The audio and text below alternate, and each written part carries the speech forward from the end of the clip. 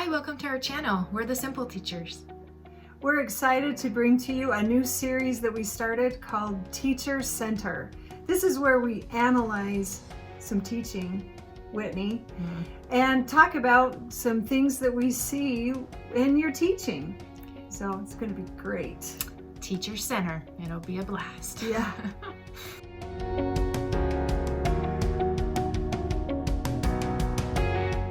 Today we're going to be analyzing Whitney teaching a comprehension lesson focused on visualize. Good readers. Good readers. Use comprehension strategies to understand what they read. Today and this week, we're working on the strategy visualize.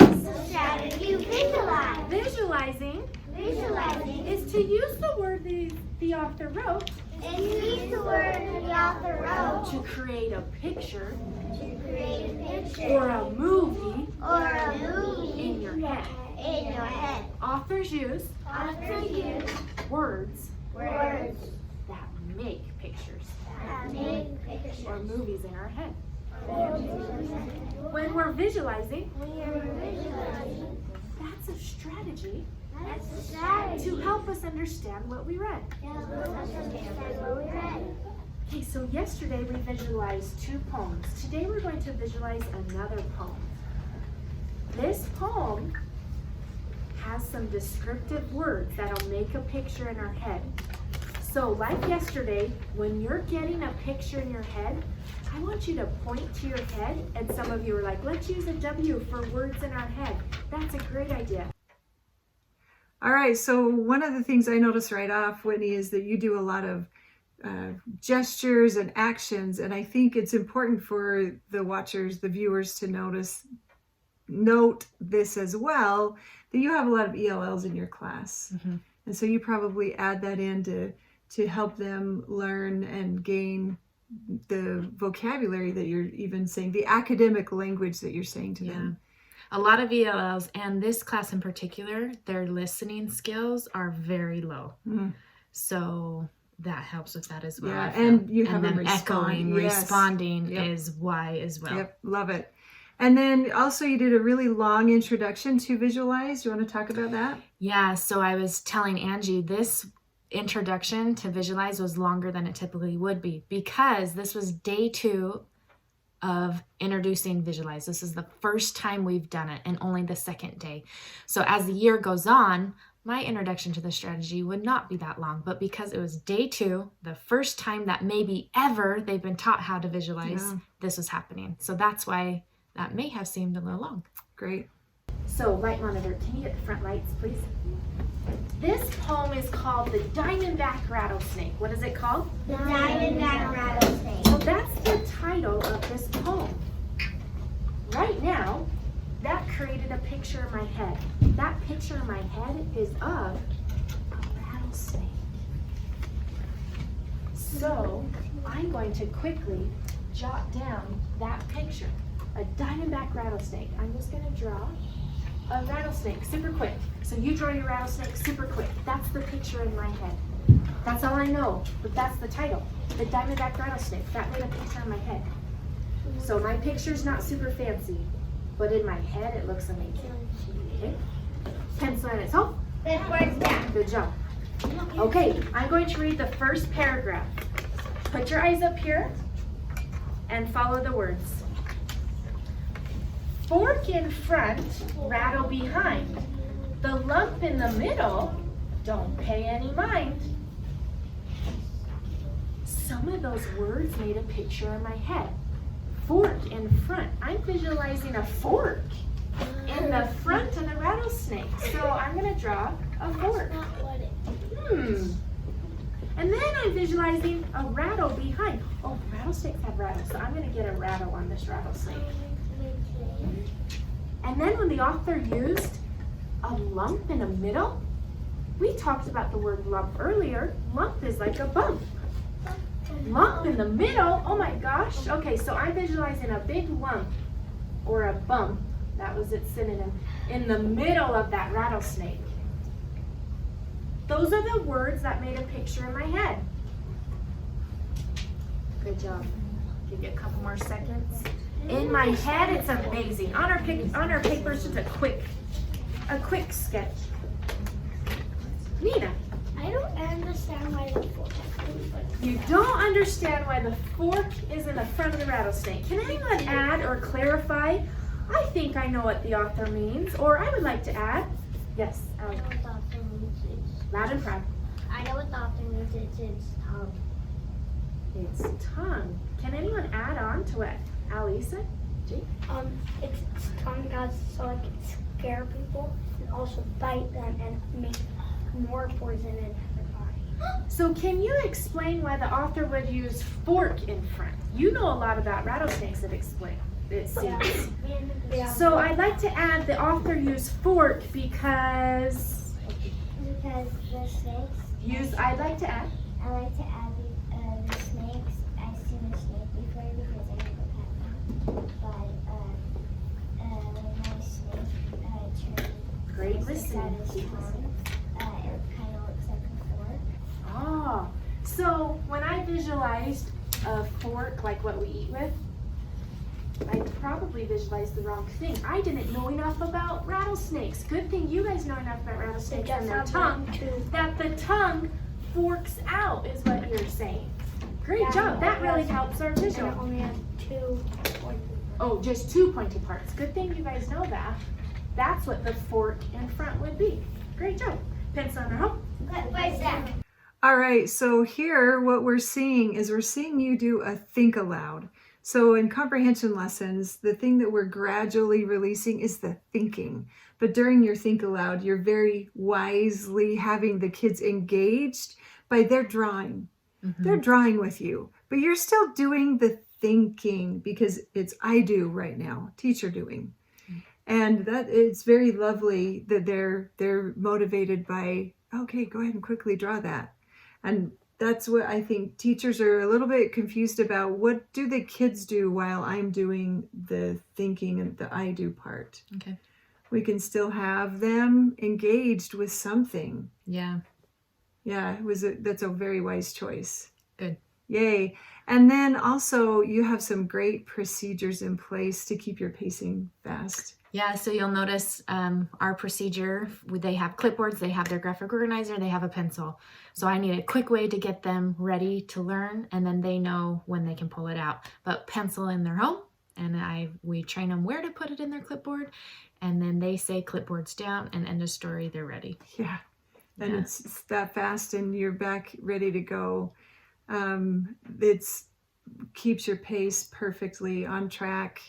And then they're not playing. I mean, these kids all have clipboards and papers, and the camera's right over by them. You can't hear them wrestling around papers at all. Yeah, they're not, yeah. So nice job. And then you also are using academic stems, academic talk stems. Yeah, by this time of year, we've really worked on I'd like to add or blank said, repeating. Those are the main 2 ones we've been working on. Yeah. I agree because that's what you'll hear throughout this lesson a lot. Those are the main ones we've really worked on.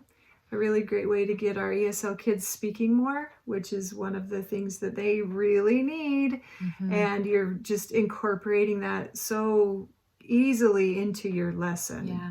So if you're watching this video, and it's quite a ways after this video was filmed of me teaching, we're in like the 2nd month of school, and this is a 2nd grade classroom. Yeah. With a lot of ESL kids in there. Yeah. Uh-huh. Yeah. All right. So we've also talked a little bit about your background knowledge that you activated, what you chose to activate. In this last clip, the kids, some of them hadn't seen a rattlesnake, some of them had. So what were your thinking processes through that? So if I were to redo this lesson, I could add in background knowledge, or I could leave it the way I thought. I could have easily gave background knowledge of a rattlesnake's fork tongue. That could have been a really easy background knowledge. Hey, this is what a fork tongue looks like in a rattlesnake. I purposely chose not to because we were visualizing.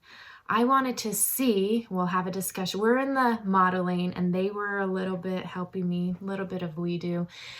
we wanted to visualize with the words the author used. The author said a forked tongue. I might have the background knowledge to know that, I might not, but either way, we can visualize a forked tongue. Yeah. It's a tongue that's going to look something like a fork. I can expect that they know what a fork is. And you'll see through that discussion, we came to the understanding what a forked tongue was because they already had the background knowledge. But if they didn't, we could easily jot out to the side, find a book about a rattlesnake and let's learn about a forked tongue. We're not for sure what that looks like and what that is. So because it was visualized, I intentionally did not give background knowledge of that forked tongue. Yeah. So depending on the comprehension strategy, you may choose different things for your background knowledge that you activate or build. Yeah. For sure, that's really good to think about. Okay. I'm going to read paragraph 2 and let's see if there's anything else that will help us visualize any other words. Scales up high, scales down low. The lump in the middle, you don't want to know. Okay, just talking about this paragraph, the one we read, with your partner, what words made a picture in your head? And with your partner, you guys can quickly add to your picture. Think of the words the author used. Visualize. Teach. Okay.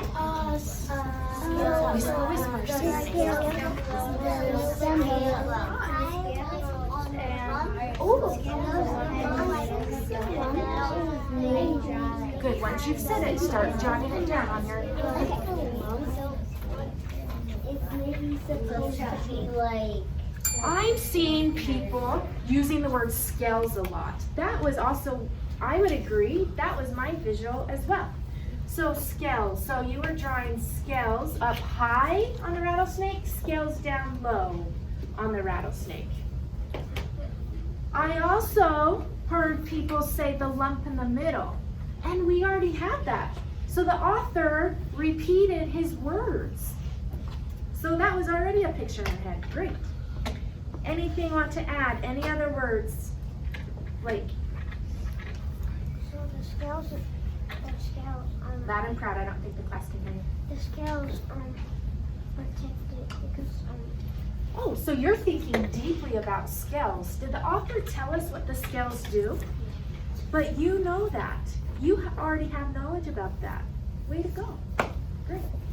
Okay, we're going to read paragraph 3. Pencil in its home. Oh, sorry, Harper. I saw it before, so I know what it looks like. Great. When we are readers and learn about lots of things, it sure helps us in life. And it helps us when we read other books. Way to go. All right, so here we're now in the we do section, and this is where everyone practices, but it's kind of low stakes. Yeah. You know, we're not really expecting perfect visualizing or whatever our strategy is. And so the question that I have as you're watching everyone, because you're peeking in at those students doing it, how many of the kids are you able to see their visualizing, and how many do you think are ready to move on? So they're all doing it. They're all talking. So it's high engagement, but I wouldn't be able to hear all of them. So they're writing it down. So you'll notice when I was like, oh, remember to write it down. That's because I was thinking, crap, I can't formally assess because some of them aren't jotting it down, that visual. So because they were writing, I could get probably like half my class. And then like I could really see, I can see all of them, but due to time restraints, I have to move on as well. So I can see them, and I knew right away, sweet, they're getting it. What I put on the board was exactly what I saw. I knew we could move on. Good. Perfect. And that's what we do, is for everybody practices. Teacher looks to see that everyone's had a chance to practice and they're ready to move on to now what we're going to see next. Great. Okay, paragraph 3, follow the words with your head and your eyes. Diamonds above, diamonds below. That created a picture. I'm seeing some people pointing. The lump in the middle, a rabbit, too slow. Okay, shh. When we turned and talked to our neighbors a second ago, you were so loud, almost everyone would be able to hear you. When you turn and talk to your neighbors about the words the author used, whisper. So just your neighbor and yourself communicate. So I'm hearing people say, I read or noticed the word blank, made a picture in my head.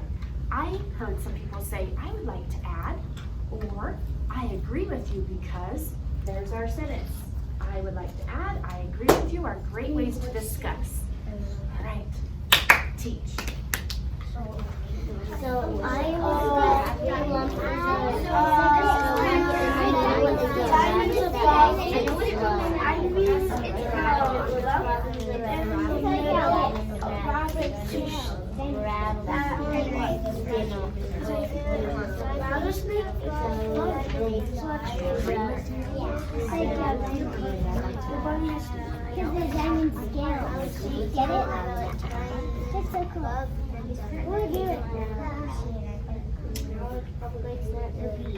Okay, so Blake, turn your face.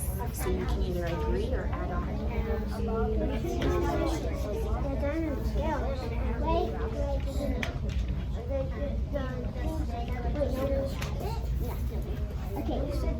Okay, you had a chance to share it. I'm going to draw a stick and see what words the author used this time to create even more of a picture in her head. She is absent. Not here either. Oh my goodness. Not here either. I'm having bad luck. What words did the author use in the third paragraph to create a picture in her head? Visualize. What did you visualize? Is the one on his back a bunny to stand? The author finally told us what the lump was, and it was a bunny. a bunny. And what word did the author use exactly? Rabbit. So a rabbit. That's what I heard many of you say. I don't know how to draw a rabbit, but that's okay because in my head it's amazing. And I'm going to be pointing in the middle. There's a rabbit. I heard many of you visualize that. That was an amazing word the author used to help create a picture in her head. All right. Who else would like to add? I would like to add the author also used, there's some more visualizing we could do. I would like to add that there's Does anyone agree with Alessandro? And we'll say it like that. I agree. Ooh, I'm seeing some agree symbols. By raise of hand this time. Who would like to? Nina. You were agreeing. Say it in a sentence. I agree with. So you say I agree. I agree with Alessandro because I was thinking about the diamonds above and Okay, because you were thinking about the diamonds above, diamonds below. Because that's the words the author used. Way to go, you guys. Great thinking. So I'm going to just quickly jot that on my rattlesnake. All right, so now we're at the you do together, and the kids quickly had a chance to work together as a pair and talk about what they visualized. I like that after the you do together, you pulled a stick to kind of assess how the pairs did. Yeah. And it just made it fast. Everybody doesn't have to share out all the time. I like to think of the sticks as kind of a spot check. How we doing? How we doing? How we doing? You don't have to assess every single person because you're listening. You're hearing them. And they don't always know when the stick's coming, so it helps keep them accountable as well. For sure. For sure. And then I also like how you're staying very aligned, same language you've been saying the whole time.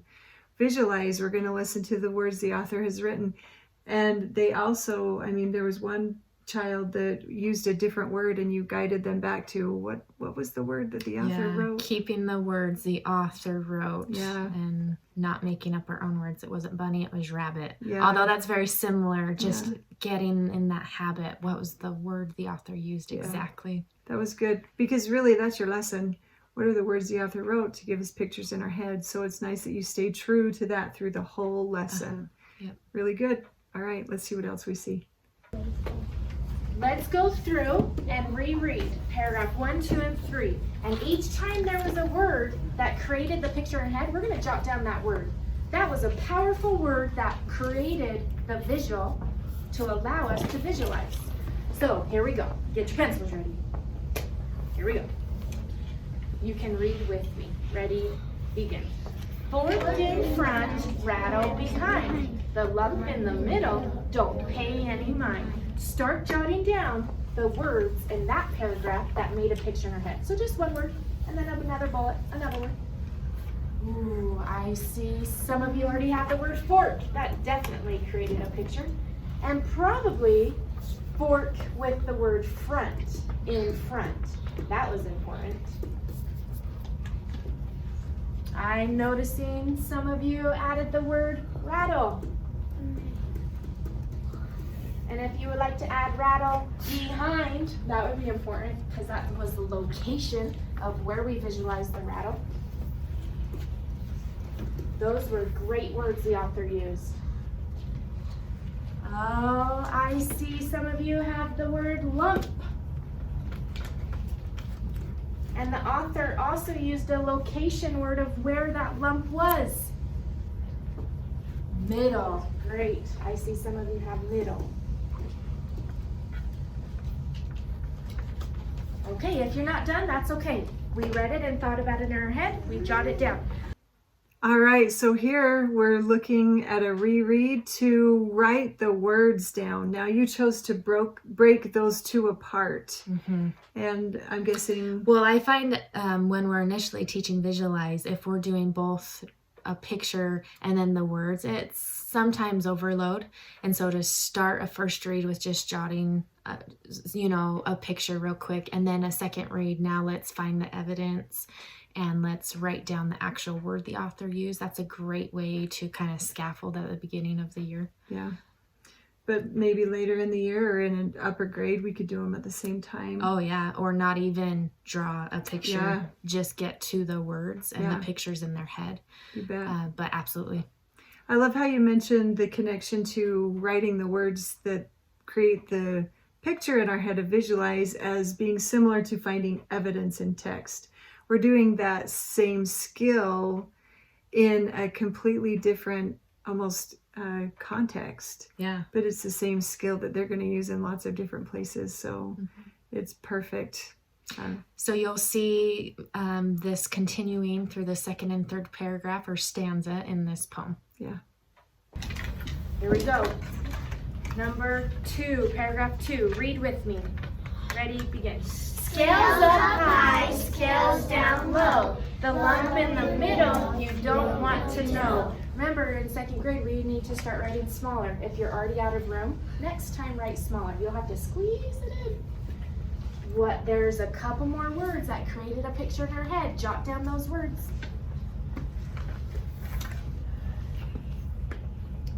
Right away, I saw many of you jot down the word scales. And if you wanted to add high and low, that's awesome too. That told me where. And that's really all we talked about from earlier. If the author repeated lump in the middle, maybe I'll put a star by that. The author keeps talking about that lump in the middle. Okay, pencils in its home. Okay, paragraph 3, read with me. Ready, begin.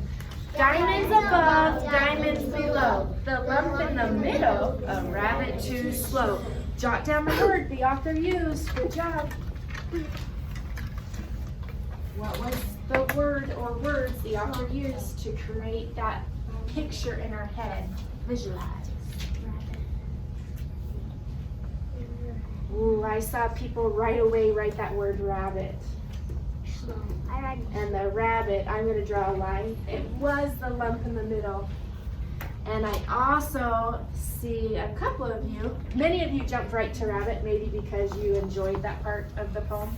A couple of you also got the word diamond. And the author used not just diamond, more than one diamond, diamonds. There's an S on the end of those diamond words, diamonds. Meaning more than just one, diamonds.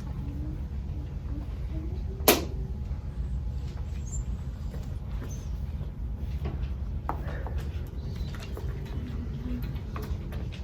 right, pencil in its home. All right, so here the cool thing that I noticed is that when the students are writing what they're paying attention to in the words.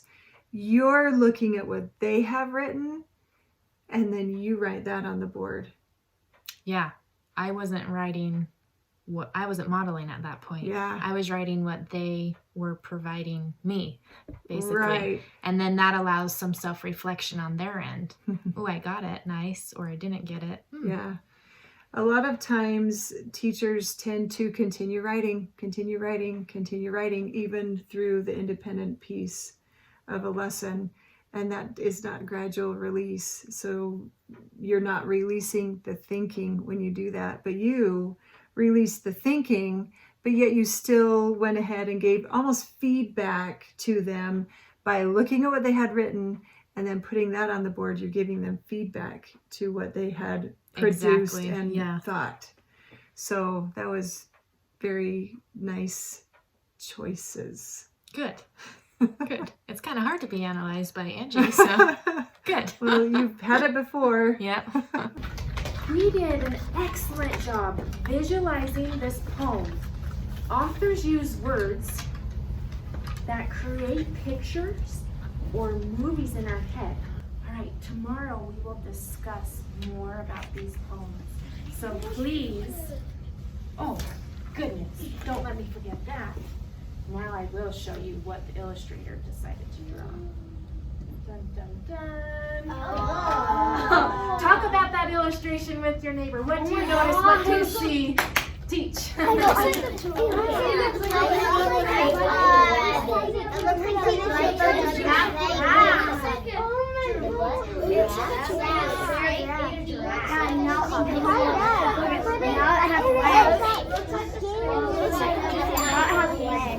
yeah. You can shout out.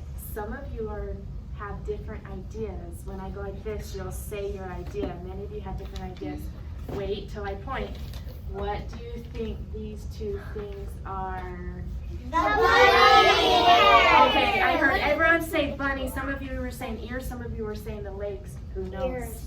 Okay. For sure, we have evidence that this is not the bunny, you guys, a rabbit. Those are the words the author used. A rabbit, because those are the words the author used. And because the Notice the skin.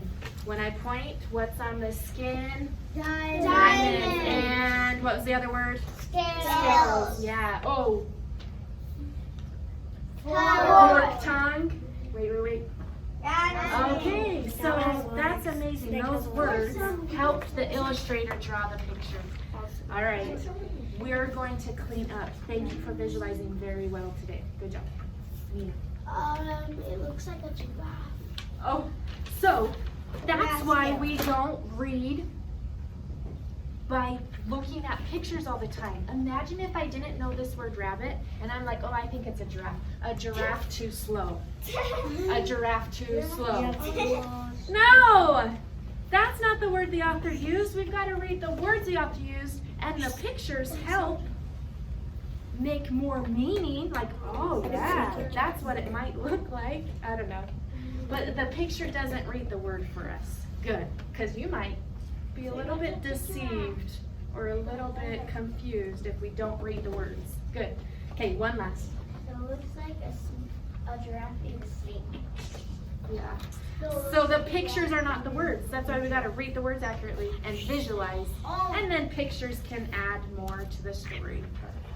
All right, so now we're at the end of the lesson, and really this lesson didn't take that long in your classroom. No. You did a small thing, done well. You were able to get a large percentage of your students to understand, visualize. Mm-hmm. And it was well paced, it was clear, it was explicit. So you got 80% or more at 80%. So now you don't have to remediate on visualize for very many students, and you're early in the year, so you're going to come back around to it again. Absolutely. And later in the year, we'll hear really soon, actually, I often have a clipboard with me with the strategy, the student's name, and take notes. But where this was the first week, that's why I wasn't really, because it's just introduction. Let's see how we're doing. And now I know, all right, who needs more? I can get that. But later through the year, I'm taking little notes on a clipboard. Very good. So there was a cute comment there at the end. The giraffe. Yeah. I just think that's so good. I feel like sometimes my role as a reading teacher is fixing errors like that. Yeah. I not always, but I often see students who might have been reading that last sentence, giraffe, too slow because they had looked at the picture and thought, oh, that's a giraffe, versus reading the word the author wrote, a rabbit too slow. So I was like teacher happy because I was like, yay, this might help fix some of those poor reading habits, to really emphasize we visualize from the words the author wrote. Yes. And we don't even have to look at the picture, you guys, to understand. We don't have to look at it. And funny enough, this lesson, I completely forgot to show the picture. And they called me out, Mrs. Garrett, show the picture. And so our lesson was kind of over, and show the picture. But I think that's just another good piece of evidence that they didn't need the picture to comprehend the story. Oh, yeah. But the picture adds meaning. Pictures are a wonderful thing. Yeah. But we read and comprehended without the photo. Yeah. And see what might have happened if they would have seen the picture. Maybe they would have been thinking it was a giraffe. I mean, that wouldn't even make sense, a snake eating a giraffe. Right. But, you know. Or to get all the way to the bottom and then read, it's almost like you give away that awesome build up for the end of that poem if you give it away with the picture right at the beginning. So when you visualize, cover up the photo. I had mine on our smartboard system, and so I just put a box over the photo. If they had it in their own books, I've taken sticky notes, like on our Friday assessment. There's the paragraphs to the passage, and then there's little photo, and I just put a sticky note on top of everyone's Friday assessment. So there's easy ways to cover up that photo to help them truly rely just on the words. Yeah, super good. Well, nice lesson. 2 thumbs up from me. Thank you. Hopefully this helps other people kind of get into that teacher head, what you're thinking, how things are going, and we'll do this again. Yeah, I hope so, because otherwise I don't want to be recorded, but I will do it if it helps. If it helps. Yeah, let us know. Let us know if this is helpful, and so we can all see more of Whitney. But it really does help me be a better teacher. So if anything's getting anything out of it, it's helping me. Because there were lots of things I would do different next time in that lesson. So it's good to be reflective on our own teaching. Yeah, for sure. For sure. Well, thanks for watching. Make sure you subscribe to our channel. We're going to keep doing videos. We're calling these our Teacher Center. So we're excited for these Teacher Center videos. We hope you are too. Thanks. Simply teach.